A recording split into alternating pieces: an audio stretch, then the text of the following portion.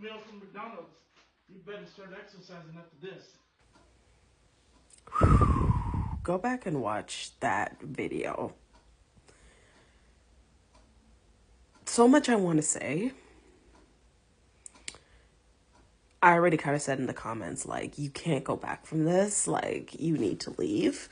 But, you know, I know how it is on Twitter, TikTok, whatever social media apps. A lot of women online, Reddit, whatever, they post their problems. They post them for people to commiserate with them, and not necessarily because they want a solution. They want sympathy, which, fine, if that's what you need. But the way that man was speaking to her hurts my heart so much.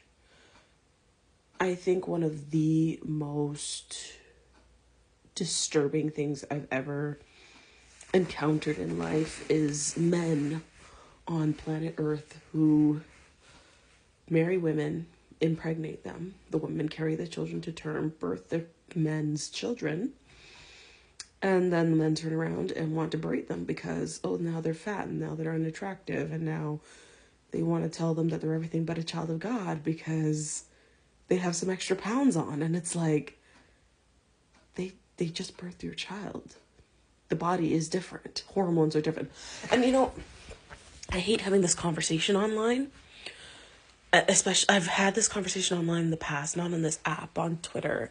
And of course people want to go calories in, calories out, just eat less and just move more.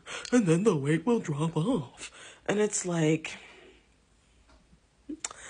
God, I wish people understood that weight loss is not that linear. And when I hear people speak like that, oh, just eat less, just move more, they don't lose weight. When people start talking like that, I know that you've never been fat before. You have never been fat before. You're one of those people who was skinny your whole life, and because when you move, you lose 5 pounds, you think that everybody has the same experience as you. And as a person who basically was fat from birth, and as a person who spent pretty much their whole childhood surrounded by people who made them feel uncomfortable, awkward, out of place, ugly for being fat. And I know some people will look at me like, you're not fat. Well, I was 40 pounds heavier than this at my heaviest recorded weight. It's possible when I was a child I was even heavier. And Canadian fat is not American fat. I know that in America I'd be considered thick, maybe, or curvy. But here in Canada, once your size, your dress size, your pant size is in the double digits, you're fat. And people will start to, they won't treat you too bad if you're like size 10, size 12. But once you start passing past size 14 and above, ooh, people will speak to you, the way people will speak to you, the way people carry on around you, like you are Quasimodo. Like and like you have leprosy. It's disgusting.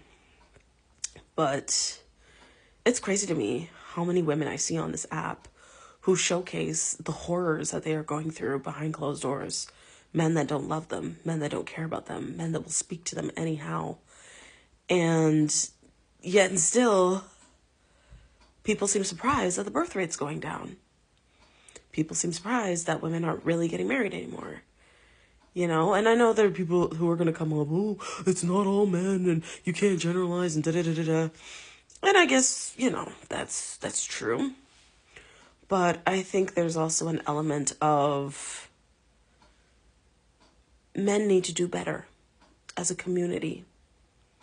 You know, I understand that there may come a time when there'll be changes in your spouse that you don't appreciate. But there's ways to talk to people. There's ways to work with people.